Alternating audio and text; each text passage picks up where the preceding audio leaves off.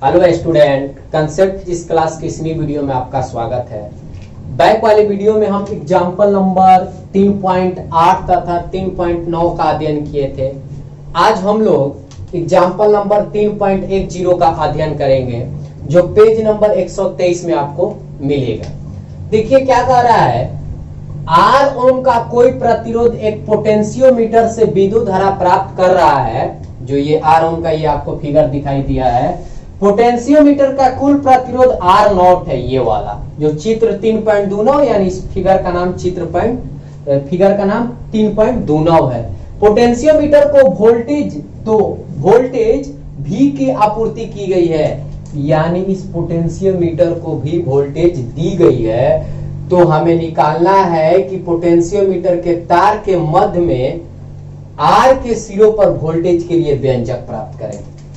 तार के, देखिए समझिएगा, तार के मध्य में हो या आपकी जब सर्पी संपर्क पोटेंशियोमीटर के तार के मध्य में हो तो आर के सिरे पर वोल्टेज, यानी इसके सिरे पर वोल्टेज का मान कितना होगा, जबकि ये जो सर्पी संपर्क पोटेंशियोमीटर है ये आर नॉट के बीच में है।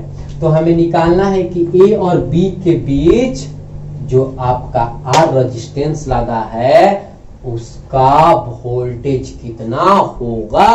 हमसे यही क्वेश्चन कर रहा है। क्वेश्चन समझ में आ गई? तो हमें देखिए निकालना क्या है, हमें निकालना है VAB बराबर वाट। VAB बराबर क्या करेंगे, वाट करना है। अब VAB को निकालने के लिए हमें करना क्या होगा, सबसे पहले ध्यान समझिएगा। VAB यानी A और B के बीच वोल्टेज के मान को निकालने के लिए A और B के बीच जितना रेजिस्टेंस है उसका सबसे पहले मुझे तुल्य प्रतिरोध निकालना होगा। तो हम कैसे जानेंगे कि A और B के बीच रेजिस्टेंस कितने हैं? सबसे पहला क्वेश्चन उठा तो देखिए, ये जो B है ये R नॉट के बीच में है। ये R नॉट के क्या है, बीच में है। तो अगर आप इस आर नॉट को दो भागों में बांटिएगा तो एक तरफ आर नॉट बाई 2 हो जाएगा और बी के बाद आर नॉट बाई 2 हो जाएगा। यानी इस रेजिस्टेंस को हम दो भागों में बांट सकते हैं ना। जैसे मेरे पास इस प्रकार आपकी रेजिस्टेंस है और यहां आपका बी है, जो सर्पी संपर्क पोटेंशियोमीटर तार के मध्य में, क्वेश्चन कह रहा है मध्य में हो, तो अगर मैं यहां से हटाऊं तो एक रेजिस्टेंस इधर हो जाएगी, एक रेजिस्टेंस इधर हो जाएगी। तो ये पूरा का जो मान आर नॉट है, तो जब आधा करेंगे तो कितना होगा, आर नॉट बाई 2 होगा। आधा करेंगे तो हमें कितना मिलेगी, आर नॉट बाई 2। तो अब यहां से ध्यान से समझिएगा कि हमें VAB निकालना है। VAB बराबर वाट हम किए हैं। तो हम इस डायग्राम को हल कर रहे हैं तो इस प्रकार बना सकते हैं। ध्यान समझिएगा, यह आपकी V वोल्ट हो गई, यह आपका A हो गया,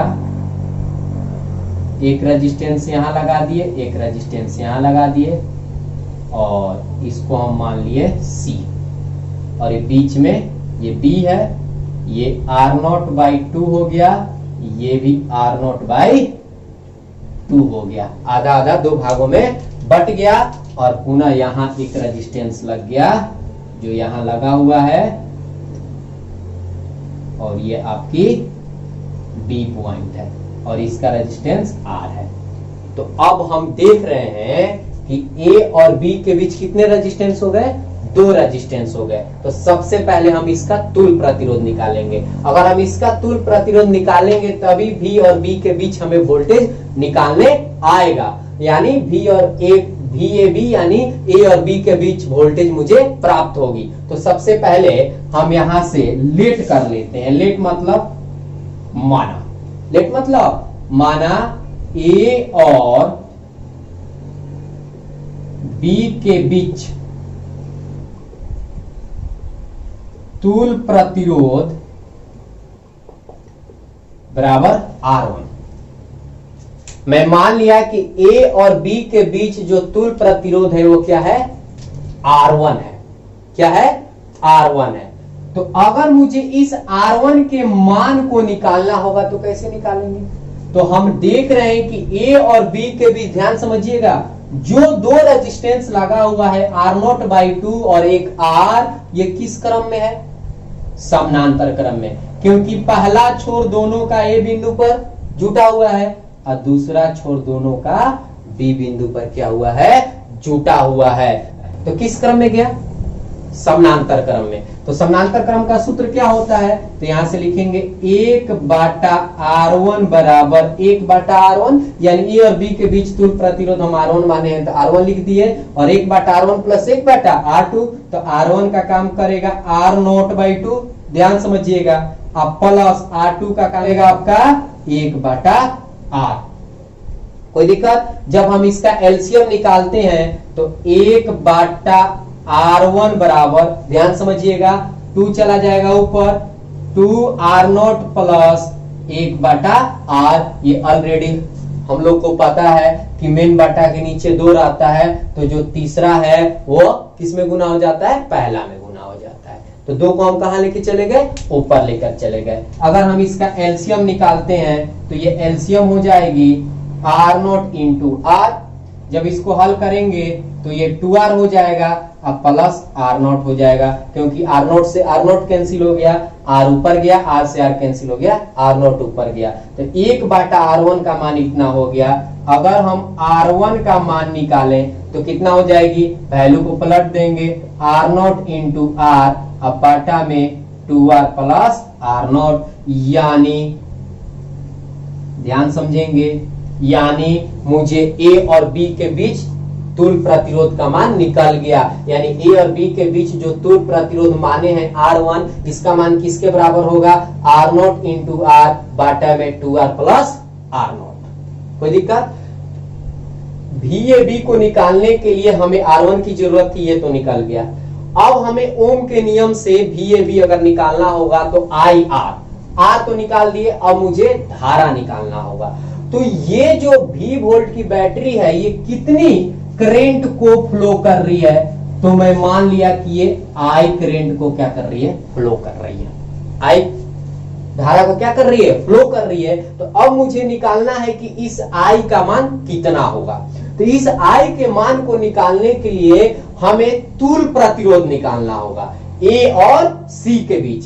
A और B के बीच तो हम निकाल दिए, कितना आएगा, R0 इंटू R बाटा में 2R प्लस R0। ध्यान समझिएगा, तो अगर मुझे A और C के बीच निकालना होगा तो अब क्या करेंगे, ये R0 बाटा 2 इंटू R अब मिलकर 1 बन गया, यानी दोनों का वैल्यू अब किसके बराबर लिखाएगा, R1 के। यानी अब मेरा डायग्राम इस प्रकार हो जाएगा, ध्यान समझिएगा, अब मेरी डायग्राम इस प्रकार बन जाएगी। यहां आपका एक रेजिस्टेंस लग गया और यहां आपका एक रेजिस्टेंस लग गया, ये C हो गया, ये A हो गया और ये R1 हो गई। A और B के बीच दोनों का वैल्यू R1 माने हैं और इसको हम लिखेंगे R0/2 और R1 का वैल्यू हम आगे चलकर पुट करेंगे। जब R1 का वैल्यू हमसे पूछेगा तो उसके जगह पर हम कितना रखेंगे, R0 इंटू R बाटा में 2R प्लस R0। अब यहां हम R1 रखकर ही बना रहे हैं ताकि हमें बनाने में क्या हो, आसानी हो। कोई दिक्कत? तो अब हम देख रहे हैं कि यहां से अगर ये I करंट फ्लो हो रहा है तो इस रेजिस्टेंस में भी धारा उतना ही फ्लो करेगी, इस रेजिस्टेंस में भी धारा उतना ही फ्लो करेगी। अब ऐसा क्यों? इसलिए कि ये R1 और R0/2 हम देख रहे हैं अब किस क्रम में चला गया, श्रेणी क्रम में। और हम पढ़े हैं कि प्रतिरोधों का जब संयोजन श्रेणी क्रम में करते हैं तो वहां धारा का मान नहीं बदलता है, विभव का मान क्या होता है, बदलता है। तो इसमें जो धारा प्राप्त होगी उतना ही धारा इसमें प्राप्त होगी। तो धारा के मान को निकालने के लिए हमें विभव तो पता है कितना वोल्ट है, V वोल्ट है, और I निकालने के लिए हमें रेजिस्टेंस निकालना होगा A और C के बीच। तब यहां से A और C के बीच हम क्या कर देंगे, तुल प्रतिरोध ज्ञात कर देंगे। अब कैसे ज्ञात करेंगे, यहां से ध्यान समझिएगा। अगर A और सी के बीच मुझे तुल प्रतिरोध ज्ञात करना होगा, तो इसके लिए हम लिख रहे हैं कि इसका तुल प्रतिरोध क्या है, आर है। तो ये श्रेणी क्रम, एक सिंपल सी बात है, श्रेणी क्रम में अगर प्रतिरोधों का तुल प्रतिरोध निकालना होता है तो जितना रेजिस्टेंस दिया रहता है उसको क्या कर देते हैं, जोड़ देते हैं। तो R1 प्लस R0/2 हो जाएगा, हो जाएगा। जब इसको हल करेंगे तो ये 2R1 प्लस R0/2 हो जाएगा। किसी भी प्रकार की कोई दिक्कत, तो ए और सी के बीच तुल प्रतिरोध निकल गया, वोल्टेज भी मालूम हो गया। तो ओम के नियम से, वोल्टेज तो ऑलरेडी पहले से ही पता है, ओम के नियम से V बराबर IR सूत्र होता है। मुझे I निकालना है तो I बराबर क्या हो जाएगी, V बटा R हो जाएगा। तो यहां से I लिख देते हैं, V बटा R हो जाएगा। V और R का मान रख देते हैं 2R1 प्लस R0/2। देखिए यार का मान यही आया है ना, ये वाला नहीं रखना है क्योंकि ये वाला ए और बी के बीच का है। ये वाला वैल्यू कब रखेंगे, ये वाला वैल्यू हमें कब रखना है, जब बी ए बी निकालेंगे तब रखना है। आई को निकालने के लिए ए और सी के बीच जो रेजिस्टेंस आया है, तुल प्रतिरोध, यानी तुल प्रतिरोध जो आया है उसी का मान मुझे यहां रखना है। तो जब हल करेंगे तो ये 2 ऊपर चली जाएगी, 2b बाटा में 2R1 प्लस R0, यानी मुझे I भी निकल गया, I भी निकल गया। इसके लिए भी I उतना ही होगा, इसके लिए भी I उतना ही होगा। और ये रेजिस्टेंस A और B के बीच का है, तो VAB निकालने के लिए हम क्या करेंगे, IR1, यानी VAB निकालने के लिए जितना धारा है और A और B के बीच जितना रेजिस्टेंस है उसे क्या कर देंगे, मल्टीप्लाई कर देंगे। तो आई होप इतनी बातें आपको समझ में आई होगी। तो इतनी बातें आप स्क्रीनशॉट कर लीजिए। इसके बाद हम VAB निकालने के लिए धारा और R1 देखिए क्या है, A और B के बीच तुल प्रतिरोध है, उससे क्या कर देंगे, मल्टीप्लाई कर देंगे। तो इतनी बातें आप स्क्रीनशॉट कर लीजिए। अब देखिए यहां से ध्यान समझेंगे, अगर मुझे VAB निकालना है तो हम किस प्रकार निकालेंगे, यहां लिखेंगे VAB बराबर IR1। ध्यान समझिएगा, तो I का मान कितना है, I का मान देखिए आया है 2B बाटा में 2R1 प्लस R0 गुने R1। देखिए R1 का मान कितना है, R0 इंटू R बटा में 2R प्लस R0। समझ पा रहे हैं आप, सबका मान रख दिए। अब आगे बढ़ते, देखिए 2B, हम देख रहे हैं कि यहां भी R1 है, तो यहां भी हम R1 का मान रखते हैं। और उस R1 का मान कितना रखेंगे, तो पुनः यहां से रखेंगे R0 इंटू R बटा में 2R प्लस R0। और उसके बाद क्या है, प्लस, ये प्लस रखना है क्योंकि आप R1 का मान इतना रखे हैं, प्लस R0 गुना R0 इंटू R बटा में 2R प्लस R0। इस पद को लेते चले जाएंगे, कोई दिक्कत, ये हमेशा आते चले जाएगा, इसको कुछ नहीं करना है।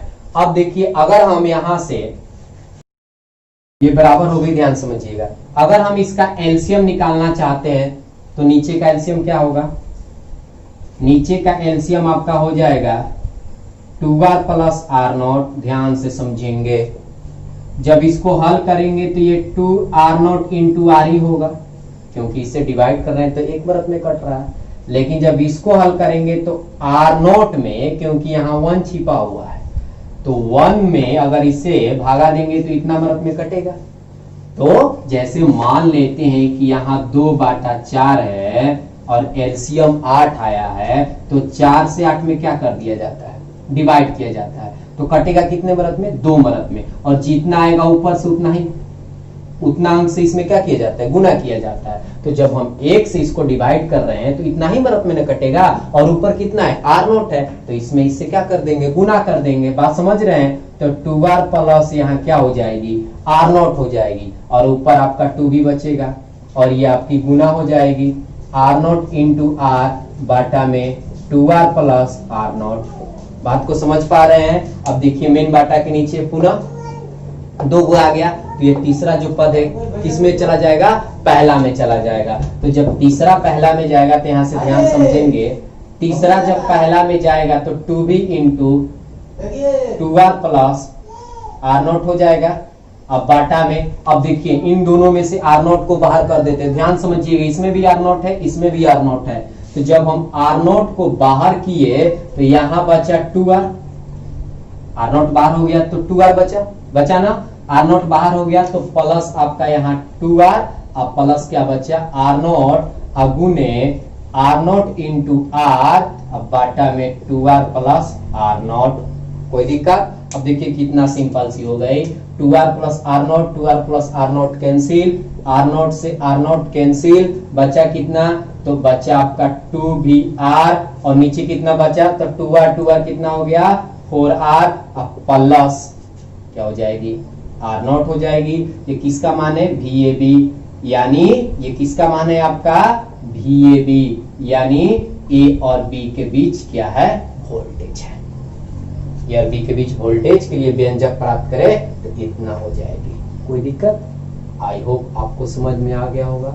अगर वीडियो अच्छी लगी होगी तो लाइक और कमेंट जरूर कीजिएगा। जो इलेक्ट्रिक करंट का ये लास्ट एग्जाम्पल था जिसको हम लोग अध्ययन कर लिए हैं, अब अभ्यास के न्यूमेरिकल को अध्ययन करेंगे। और अभी तक इस चैनल को सब्सक्राइब नहीं किए हैं तो प्लीज सब्सक्राइब कर दीजिए तथा बेल आइकन को दबा दीजिए ताकि हम जितने भी वीडियो बनाएं तुरंत आपके पास पहुंच जाए। और अगर न्यूमेरिकल को अच्छे तरीका से समझना है तो थ्योरी के हम जितने वीडियो बनाए हैं इलेक्ट्रिक करंट का, उसको आपको देखना बहुत जरूरी है। और उसको देखने के लिए हमारे चैनल पर जाइए और चैनल को क्लिक करिए और वहां आपको प्लेलिस्ट दिखाई देगा, उस प्लेलिस्ट पर जाकर खोलिएगा तो यूनिट 2 लिखा हुआ है और वहां इलेक्ट्रिक करंट की टोटल वीडियो आपको मिल जाएगी। और वहां से थ्योरी का अध्ययन करने के बाद ही न्यूमेरिकल आपको समझ में आएगी। तो सबसे पहले अगर थ्योरी का वीडियो नहीं देखे हैं तो देखिए, तब जाकर न्यूमेरिकल को बनाइएगा। अब इसके बाद हम क्या करेंगे, अभ्यास के न्यूमेरिकल को क्या करेंगे